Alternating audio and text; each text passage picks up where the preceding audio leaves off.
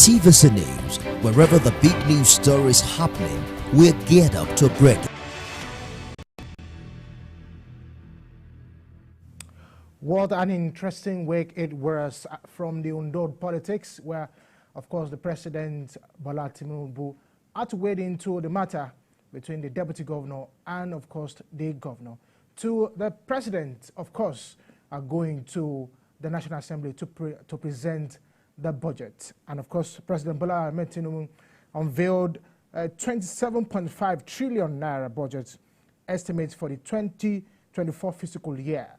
The budget was presented to a joint session of the National Assembly on Wednesday, where it's currently undergoing scrutiny and deliberation for final approval. Welcome to Standpoint. I am Ademola Lawrence. An interesting conversation we're going to have today, which is, of course, has to do with the proposed appropriation bill by President Bola Tinubu, where he presented the budget to the National Assembly. A lot of scrutiny, of course, are going on about that. In his presentation, he declared that the 2024 appropriation has been seemed the budget renewed hope.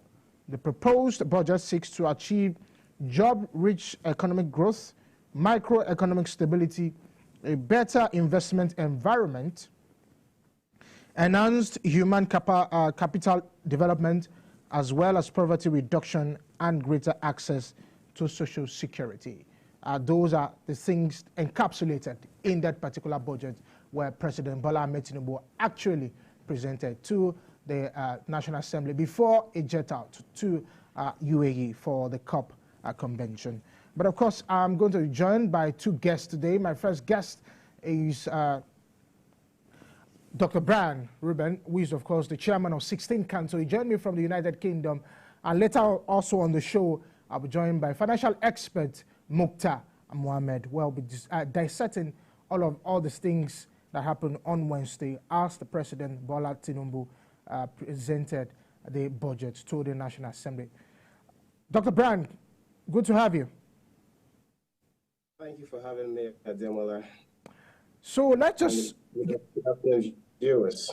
Yeah. So let us look at this. Get along with the conversation.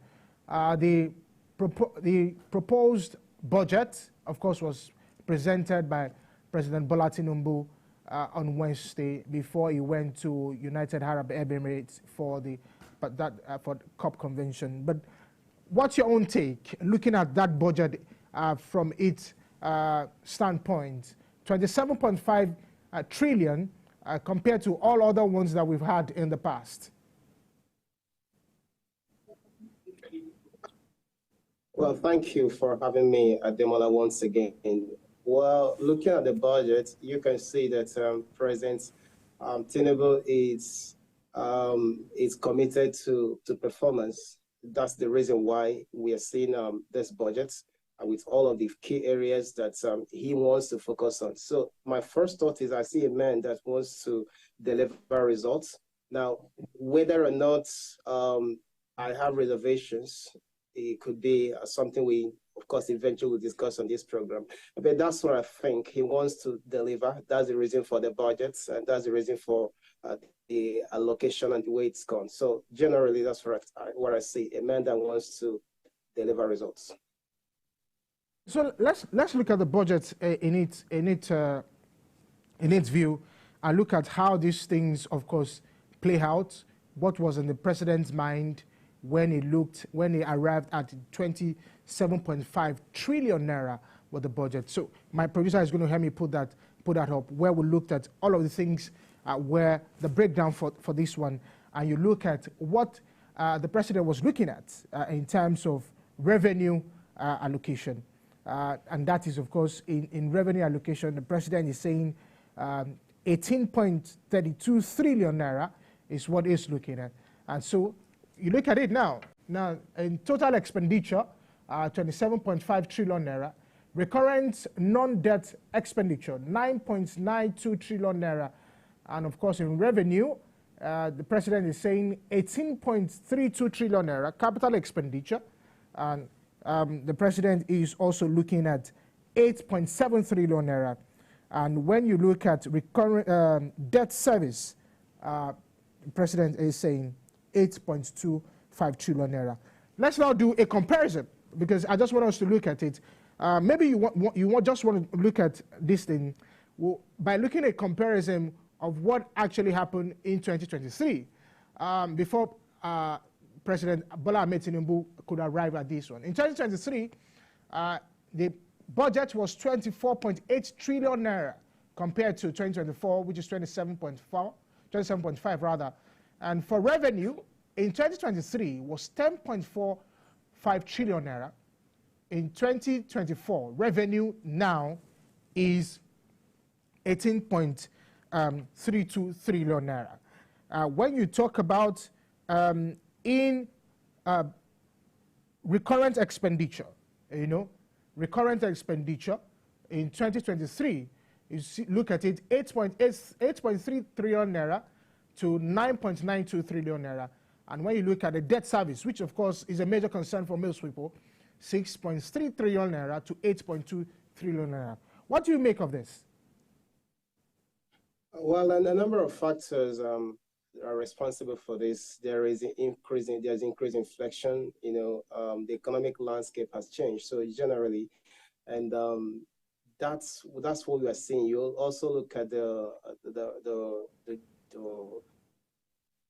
dollar rate to naira. You see that there have been a lot of changes, very significant changes.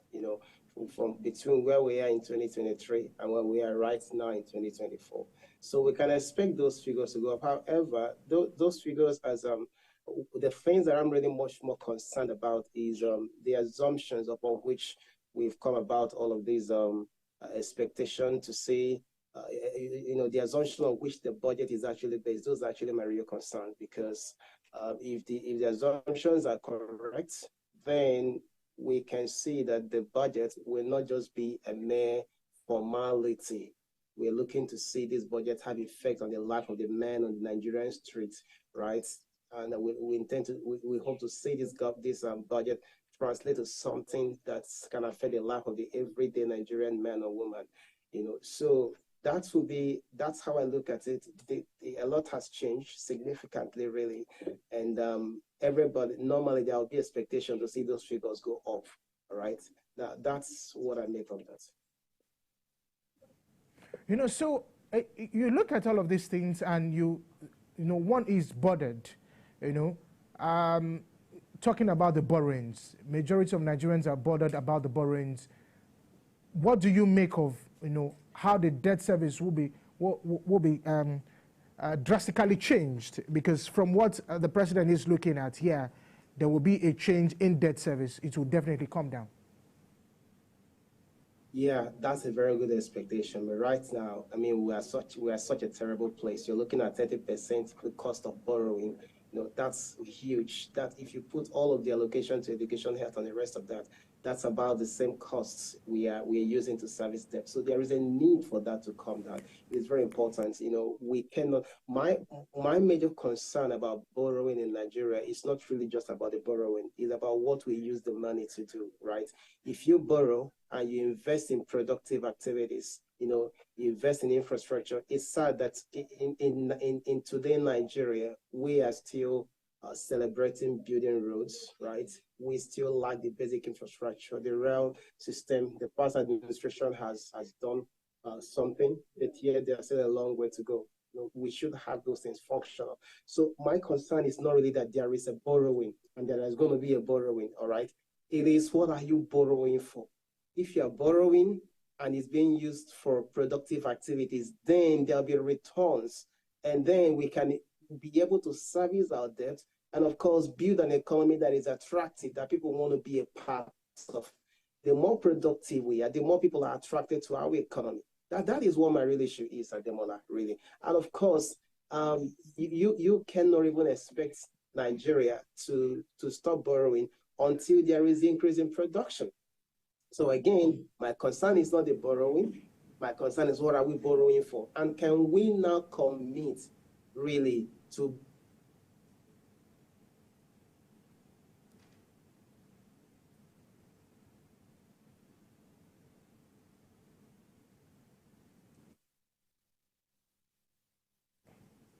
Can you hear me, Dr. Brad?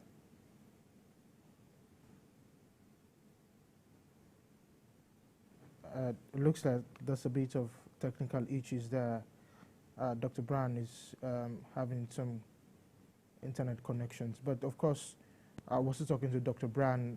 Is also the chairman of 16th Council, also the convener for Nigerian Economic Forum, where he brings experts to come and analyze all of the things that is happening in the Nigerian economic space. But looking at all of the things that he has said, borrowing is not the issue. What exactly is Nigeria borrowing for? And those are some of the issues that many Nigerians have also raised. It's not about borrowing. What are the infrastructure exactly that we want to do in terms of putting this borrowing to use? In terms of infrastructure, where exactly is Nigeria going to put the money in terms of that? And you also look at, the borrowings and the servicing of loans, which this administration has been very critical about. Remember, the Minister of Budget and Planning and the Minister of Finance have also talked about the fact that, Nigeria cannot continue to borrow, most especially what the Minister of Finance said about that. So all of these things we'll be talking about here on the show, and my next guest, of course, will join me very soon. But let's take this break. I'll be right back.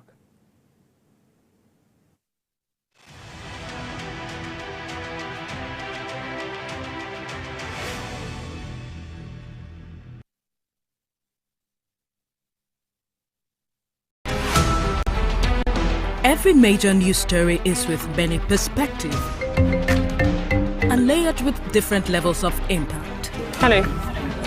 What time did this happen? We will be right there.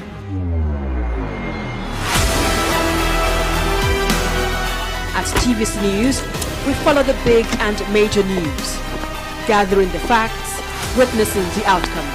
I am here live at the aftermath of the approval of the new national minimum wage. We are TV Station of the Year, not just for breaking news, but for being first, fair and accurate. TVC News, first with breaking news. Politics is defined as getting what, where, when and how. But in the mix, many things come to play to shape the political fortune of any country. Honorable Minister, that's how you misinform the public. From the political actors to the electorate, campaign to voting, from debates to policy decisions, big events happen to engage us in constant conversation. That's what we're looking for. Not some people who are talking about ethnicity. No. Who is on your mind? Don't worry. Join me every day on Politics Tonight, where we dissect issues that shape our political destiny. Politics Tonight, weekdays on TVC News.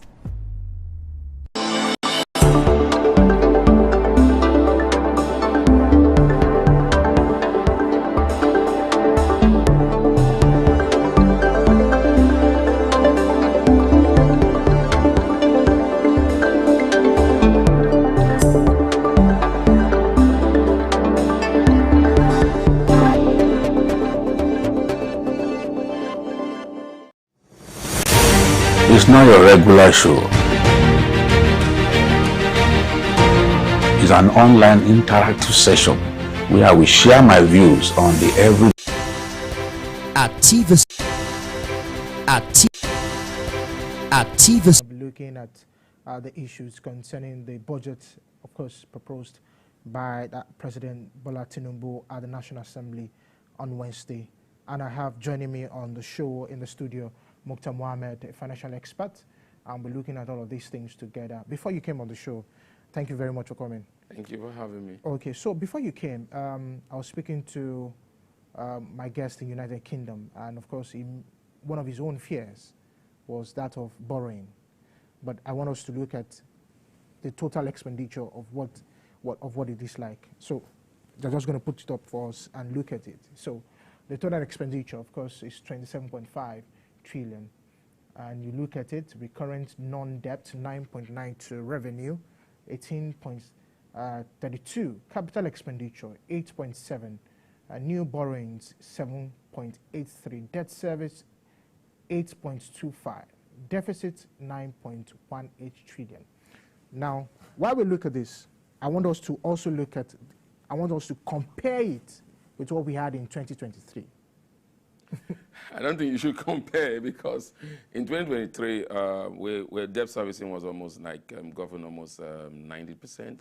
At the point, it was getting 98%. So you had to see the previous government kept borrowing to keep up with payment of those debts. So when you look at, I told people not to worry about the debt. So it's not 45% this time, from a height of almost 70 to 80 to 90 and to 45. I think it's commendable. And again, people said, okay, how do we pay? We are borrowing again. But you need to look at what they are borrowing for this time and how they are borrowing. And this is a debt that won't start servicing until 22 years from now. So the $7.8 billion the president is asking for. So borrowing in itself is not that bad. But where the borrowing become a problem when your revenue is not able to pay up your debt. And that's what we saw in the previous administration. Initially, they started with debt to GDP was fantastic. And we said it is not debt to GDP that's the problem, it's debt to revenue. And at the point now they looked at debt to revenue, they couldn't pay. So I think for me, this where we are now, it's like you want to grow your business.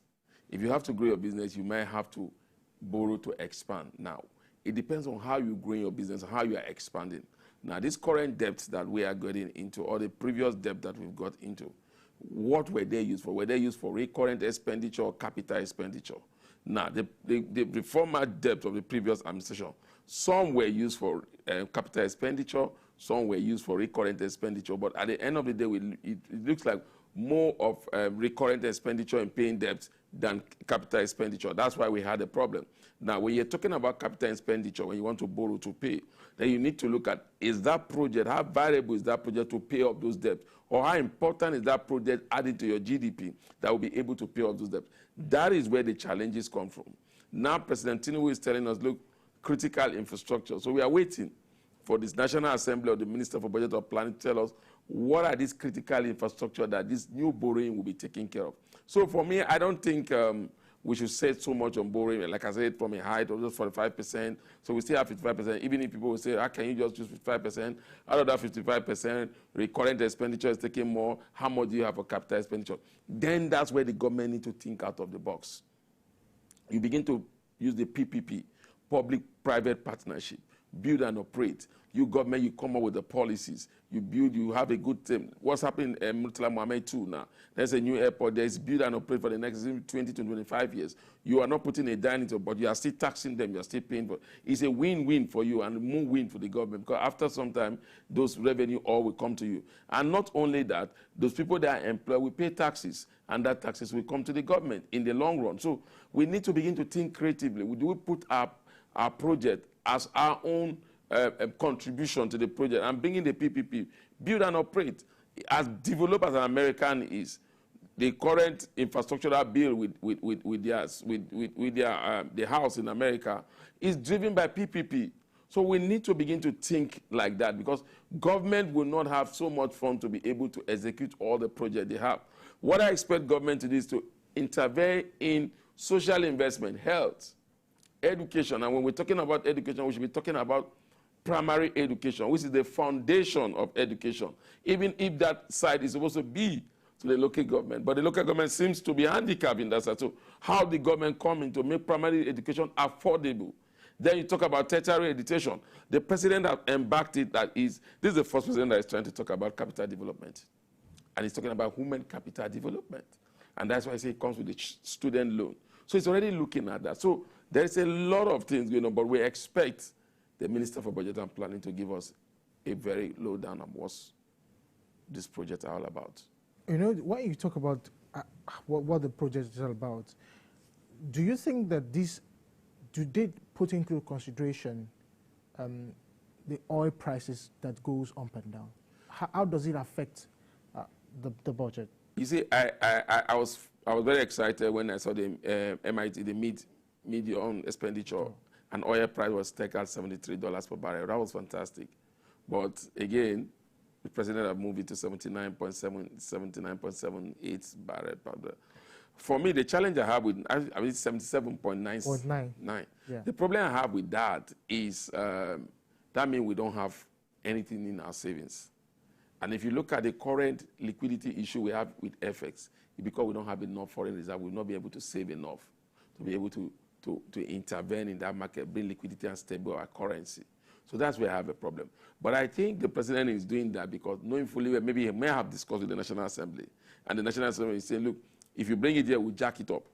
Because that has been the plan. From 1999, there's not been an oil price that has been taken to the National Assembly that they have not jacked up and then bring in some new projects. So I hope this time we will see them allowing it at that rate. Now, currently, oil price is moving up to $80-something per barrel, which is still fine.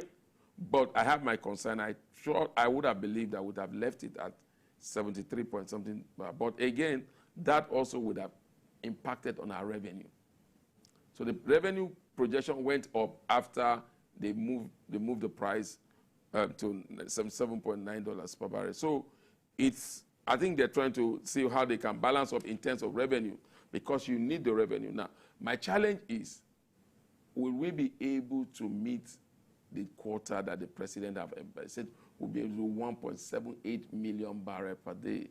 Remember, as we stand today, we are doing 1.3 million barrels from a low of 900,000 barrels per day in the height of oil thief. So if he's saying that from January we hit 1.78 million barrels per day, that shows that security in terms of dealing with oil theft has improved.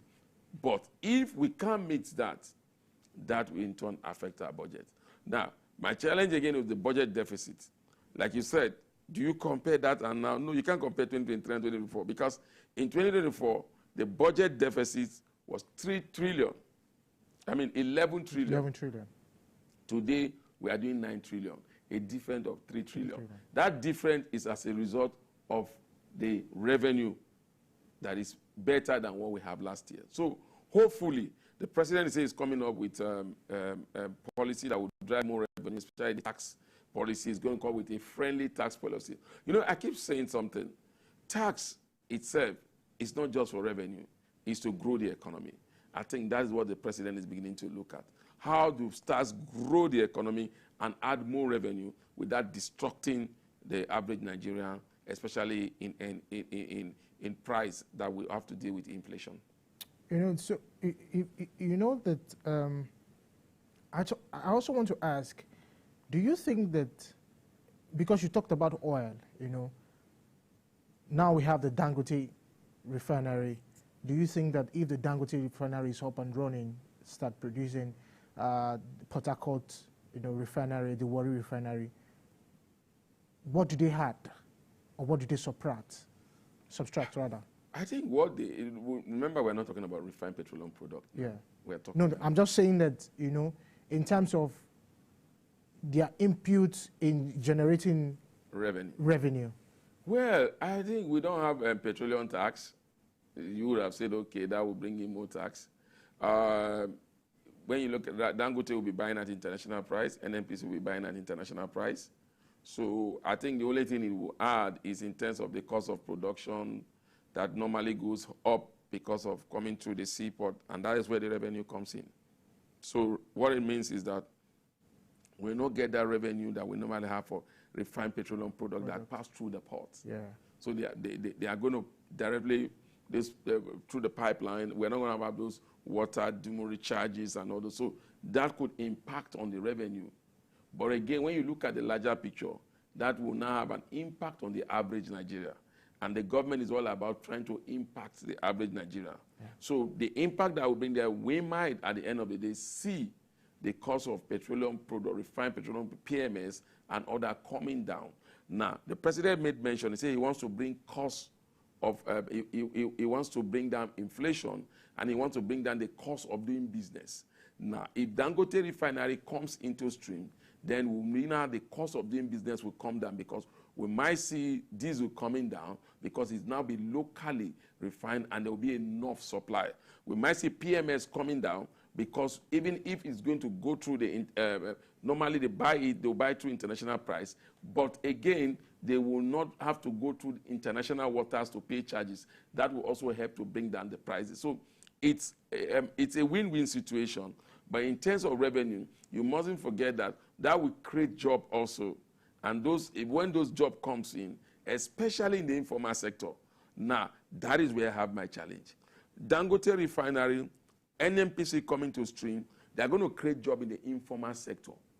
Now, how do you tax the informal sector? That is what no government has been able to do. Now, when I'm talking about the informal, I'm talking about the taxi driver, I'm talking about the hair salon, the person that does hair salon, I'm talking about the barbering salon, I'm talking about those that go about their activities day to day. Yeah. How do they are the largest working force in Nigeria. Yeah. How do you begin to attract them to pay taxes? And if you want them to pay taxes, then you need to look at the multiple type of levies that is being charged to them. And so that what brings me to what I think the federal government will have to sit with the state government and bring in the local government, and there they come up either with a one-off revenue whereby there will be means of sharing that will now have impact on the overall revenue of the federal government, the state government, and the local government. And I think that is one area the president should be looking at. If you get the informal sector of the Nigerian economy to begin to pay tax, it's going to be a game changer in terms of revenue drive for the government. Wow, interesting. We still have a lot to talk about, but we'll take a break now. When we come back, we're going to be looking at the proposed sources where government money is going to be coming from to finance this particular project. And we're going to be looking at the sector by sector and how the president, this administration tend to achieve all of these things, if indeed this budget is a reality. We'll be right back.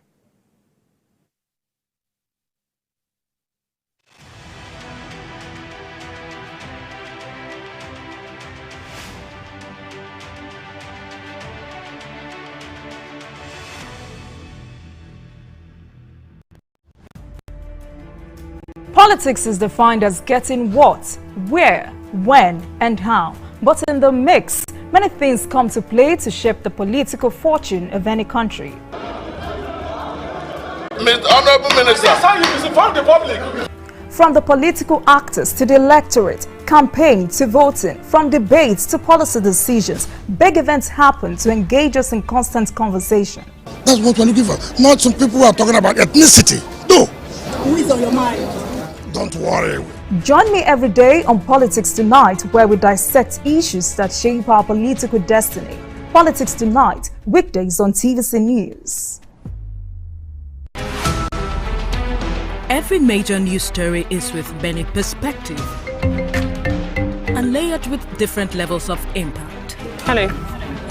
What time did this happen? We will be right there.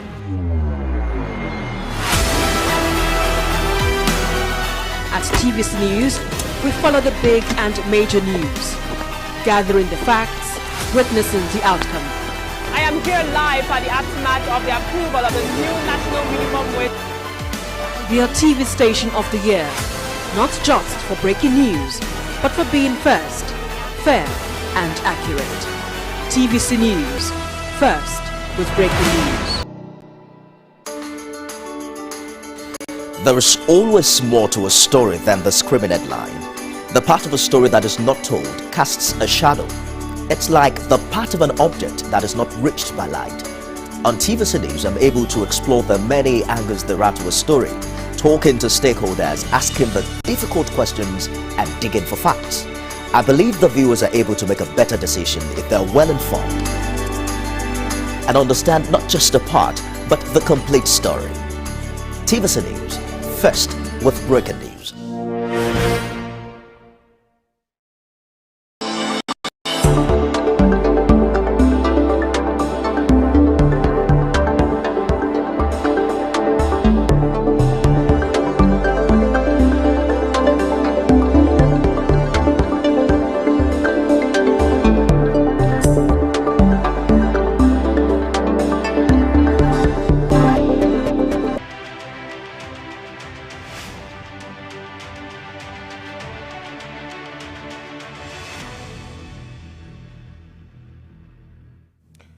I've been talking to Mukhtar Mohammed, who is a financial expert, where we're looking at the 2024 budget that, of course, President Bola Ahmed Tinubu took to the National Assembly to look into. The budget, of course, as we speak, is also going through scrutiny step by step, and how the different sectors would be able to get what they want to function at the optimal level that the president has proposed.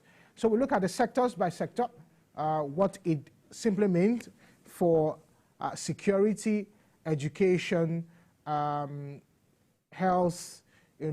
These are very, very critical points where the president has said that, you know what, I am devoting this amount to, defense and security. It says 3.25 trillion naira for education, and he says 2.18 trillion naira. But first, I want us to look at defense and security. Mr. Mukhtar, the business of governance is security of lives and property. And if you look at it, it looks as if this administration is putting in more money into defense and security. If you look at it, that goes up to like maybe 7% or more than of the total budget. 3.25 trillion. That is huge, and again, it's expected with the challenges. Like you said, I always tell people there's only two reasons why you want government to be in power. Government is for security and for prosperity. If you cannot achieve those two, then you are a failure as a government. And to achieve prosperity, there must be peace. And security is key to bring in that peace. So I totally agree with that. And again, what I like about the current defense budget is not just looking at the defense budget as buying hardware, military. Exactly. It's looking at military intelligence. Training. It's training. It's looking at human capital. And then it's looking at welfare.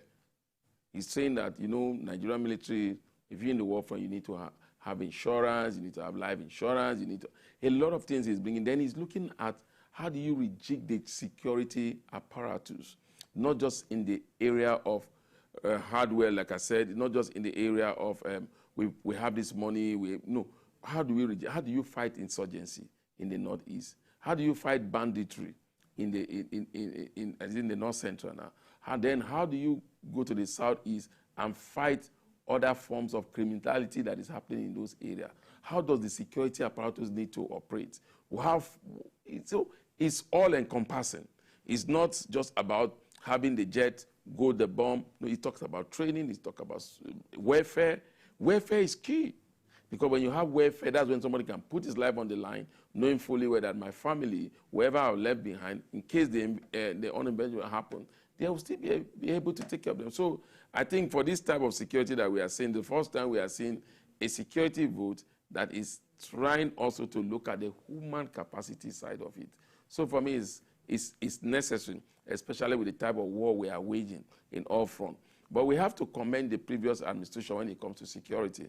I think you need to say that they did their best, because from where we were before to where they left it for President Tinubu to handle, I think they really did a good job. So it's now left for us to build on that momentum, and I think we're having it. We've seen pockets of violence, especially in the Northeast, but it's not as rapid as before, taking over a town, taking over a state, going. So we've seen it happen, and the military have been able to deal with it, and so that is part of why I think he's putting in more funds in defense. At least he said he needs the military to develop modern defense capacity and also modern defense strategies. But some persons have also said that, these monies are just been, roll out. There's no juxtapose the money with what is on ground. I think sometimes, we are very emotional when it comes to that, but you and I can sleep in our house today. Some of these men don't sleep in their houses. Before, Maiduguri town was nowhere, you can't even dare go there. But now, at least there is peace in Maiduguri. People are going about their duties in some local government. You get pocket and pocket of violence. So those are where the funds are doing, but not every time the government will come. Because when it comes to security, you don't make it known publicly. So there's a lot of work that is going on. That's what I'm saying. If you look at where we were before, where we are now, then you can't be complaining that some of the fundings. Yes, we could say, okay, maybe we feel there's corruption in some of the funding, by and by the kind of news we've heard and the kind of persecution that we are hearing the AFCC is trying to go about. But when you look by and by results, they should even commend them that with even the corrupt tendency where some of these funds did not find their ways to the military, they've been able to achieve something. And I think with President Tinubu, I think they might not go the same route again, whereby some of this money will not find themselves where they should be. So I think that's one area that I'm also worried about. It's not only in defense, it's every area that will this funding actually be used for what they are embarked upon. But again, that now not boiled down to the president again, it now boiled down to the people. We need to make our leaders accountable. And the only way you can make your leader accountable is when you know what was allocated and you ask questions. That's why the Freedom of Information Bill is available for you to walk in there and get it and say, look, X amount was allocated for this project. This project is not moving. So I think it has to be a budget of everybody. Everybody should be interested in a Nigerian project. You look at the educational sector, that's like 2.18 trillion. Well, again, that sector even went up because of the student loan. Exactly. Ordinary, it won't have. Of course. I think I commend the president for the student loan. I think it's a lawful idea, and it's a first-time idea, so there will be all teaching processes that have to go into it. We have hiccups here and there, and one of those hiccups I've pointed out is 500,000 a household. For a child to be, for a student to be qualified for that, you must have about 500, your household income must be 500,000. And I ask myself, how many Nigerians earn 500,000 per annum? That is one. Secondly, what is going to be the means of payment? How do you give this money? How do they pay? Do they pay immediately they get a job? What if they don't have a job? Will you provide a job for them? Where some of these policies are done in a developed nation, they already made jobs, they already named system. It's not that somebody collects a student loan and he changes address and you're not able to follow up with it. But again, with the advance of NIN and BVN, maybe those are the strategy they will use because most of this money will be sent directly into an account. But again, even if you use those strategies and they don't have the job, they are not any money, how do you collect this? How do you collect the loan? So I'm afraid that we mustn't bring a policy that will put so much money in there and we're not able to retrieve the money. In developed economy, once you put up those loans, it's the means of payment that is being generated that are used to give out those loans to subsequent people that want those loans. You don't want government every year to be appropriating money for student loan because the previous year's own were not paid. So we need to look at that ways of payment. It's very important, and come back to look at the structure. Who is supposed to have this loan and how? So I think that's what, and so that we don't get a situation whereby, like what happened in the trader money, up to now, government was giving money because I'm still coming there. So we need to be very careful. Because I'm actually still coming to that trade and money issue, but you look at one of the things that is also on that radar is infrastructure, and I think that's a very big one. Is that what the president keeps saying? Key, like I said, critical infrastructure. We need to know what these critical infrastructures are. Exactly. Critical infrastructure, power is one of the most important critical infrastructure we need to develop a $1 trillion economy with no power, with the current situation that you are not generating up to even 10,000 megawatts. It's no economy. You can't achieve $1 trillion economy without power. You know, that's one of the reasons the president just at UAE also met with the German Chancellor because of the Siemens agreement, the Siemens deal, so that Nigeria can be able to move on with because again, he's meeting with the German Chancellor for the second time. Remember that the third time now. So that shows that he's really, those are very important. You can't take away the ingenuity or marketing style of President Tinubu. I think he has gone all the way marketing Nigeria, even if people will complain about the funds in terms of how the traveling that he's doing. But again, people will say, okay, it's not commensurate with the result that we are getting. But it takes time. It takes time. But this time he is trying to make sure that it doesn't take time. He's trying to make sure that we begin to get, and if he's meeting with him, and he said it when he was in Germany before he met again on the sideline, the UAE, that he's committed to the Siemens deal. So for me, that is good. Key infrastructure, we talk about power. Then we must not forget roads.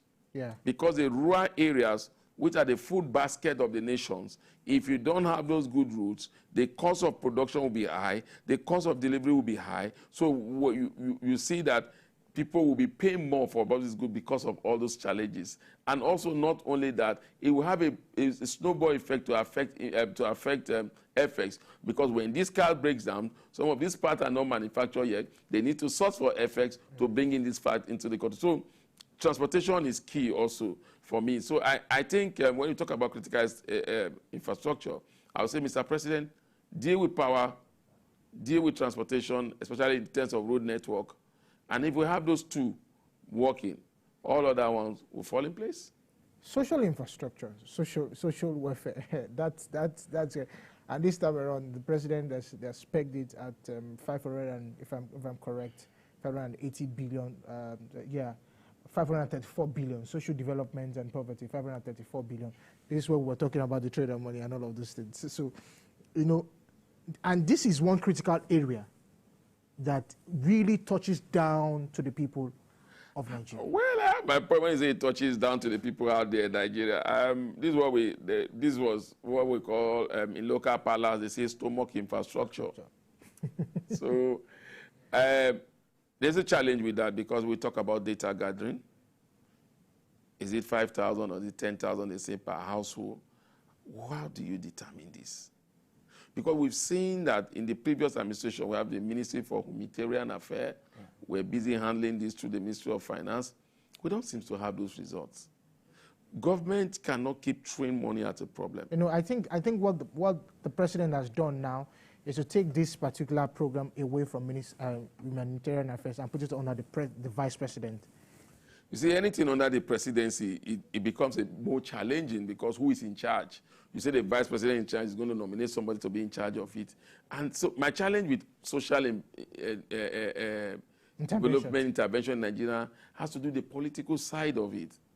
Because it now becomes a political tool. We're talking about the trader money. Yeah, the former vice president went as far every place of the country toting out those funds directly from CBN, directly without going, there was no intermediary like the financial sector, who are the people that can say, look, we can retrieve this loan for you. But social investment in itself is supposed to be the key drivers of the economy. We need to understand that this type came through I think the United Nations look at the most vulnerable, how do you bring them out? That's when they come about social intervention, whereby they talk about cash intervention, cash transfer to households. But those studies were taken to know how much per household can be able to bring them out of poverty. But if you are not addressing inflation, you are not addressing that key index of inflation. As it stands today, any household in Nigeria that is receiving 10,000, where could it go to? Some people tell, oh, the rural people, even the rural people now cannot even make use of 10,000 naira. So we need to begin to look at the data. Who are we trying to intervene? What type of intervention are we trying to do?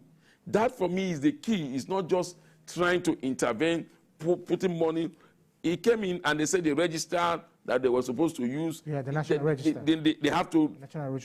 They have to go through it again to look at it, because it seems to not carry the kind of information they need, or not. Look, I'm still waiting to see people that have been receiving this social intervention, because I think it was 5,000 in the previous regime. But we've not seen people that come out. It became like a political tool to get votes, and so politics should not be involved in social intervention. It's key. It's what makes the people feel that, not a good word, because it has been not politicized, but it has been synonymous to corruption, national cake. It's where people feel, okay, we are getting benefit from being citizens of Nigeria. But if those citizens, sometimes the most vulnerable of the vulnerable, do not get those money because they are not in good terms with the political class, because the person that, so we need to take off politics out of social intervention and begin to do, but I don't know how the Vice President office will be able to do this better, but for good enough, the Vice President should know more about social intervention. Being a former governor of Borno State, looking at, seeing how IDPs and other people have suffered, I think he will be in a better position. But they need to have a structure to be able to see the kind of result. About 527 billion There should be result. If there's no result, then we'll still be talking like what we're talking about, the trader money. Interesting. All of this calculation, the budget allocation, and all of these things, there must be somewhere that the money is coming from. And that is very key. That's very key. That's very key. That is very key, where this money will be coming from. And from the budget analysis, it has been said that 10.4 trillion will be from non-oil related sources. We're also made to understand that 1.2 trillion from independent revenue. Also made to understand that 685 billion from grant donors will come from there. Then 359 billion from LNG, Development Bank, and Bank of Industry. And that is the analysis that was given. So how real do you think this can be? 4 billion. 4 trillion. Trillion from the non-oil sector. Yeah. It's very ambitious. I've said that this is the most ambitious budget I've seen in the history of Nigeria. Very, very ambitious, especially in the area of revenue. Now, non-oil sector. We're not even talking about the oil sector. We're talking about the non-oil sector. But if you listen to what I think, was it from the minister or the president said, some of this non-oil sector, that some assets, some national assets will be sold. So we are waiting to know which of these national assets will be sold. I'm sure that is what is driving that revenue like that. And then he's also talking about the widening of the tax bracket, and says it's not taxing the already taxed, but it will widen the tax bracket. And that's why I said maybe we get a strategy on how to capture the informal sector. If you capture the informal sector, I'm very sure you beat that target of 10-point-something trillion. Yeah. Then you look at other trades and investment. I don't think we've been able to enjoy so much from that area because of infrastructure. We'll still boil down to infrastructure. Yeah. We'll come down for cost of assessing these loans, also a major problem.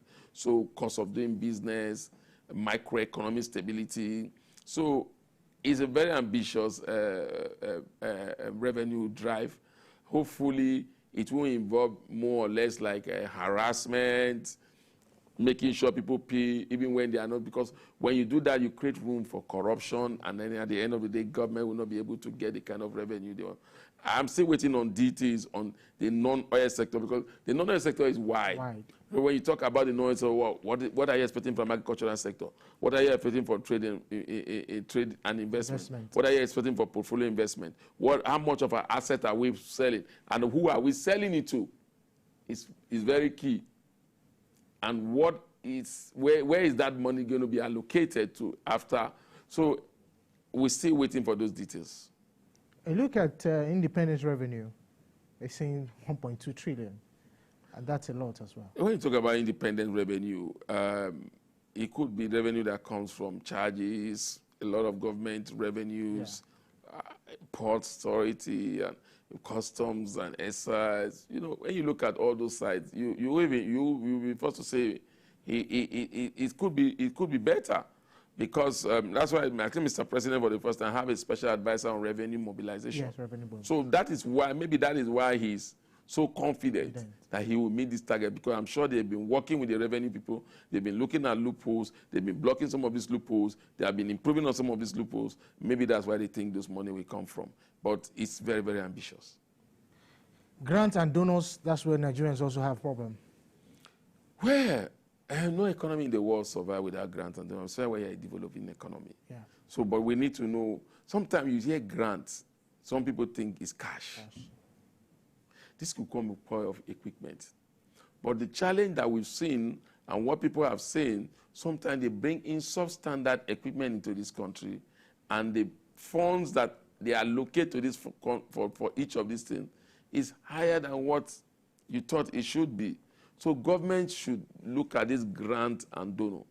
What is the real cost of it, not inflating the costs to think that you are giving it so much. I think that's where people have a problem. But no economy in the world that does not depend on grant and donor, even the most developed economy in the world.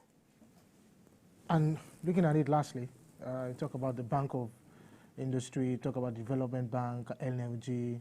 Those ones are to, bring in money as well. For me, I think Bank of Industry, looking at SMEs, yes. paying off their loan. For me, that's key. If you get SMEs paying off, that means you have rejigged the economy. SMEs paying off, that means you have created microeconomic stability. That means you are able to get some of this loan back because it's structural loan. So for me, if they are looking at that, fantastic. LNG has been the most successful program of all time in Nigeria because they've been paying dividend consistently to the government. That is the first policy that government has brought in that have survived the test of time since the time of President Ibrahim Babangida. From military room, they've improved upon it steadily. Government funding is not involved. That's what we are saying. But government collect dividend every year from LNG. That is what we are expecting very soon from NNPC Nigeria Limited. So we'll begin very soon. Government should be putting in there that we are expecting this revenue from LNG. We are expecting same revenue from NNPC. For me, that's the most successful story. Development Bank, of course, we've been seeing African Development Bank.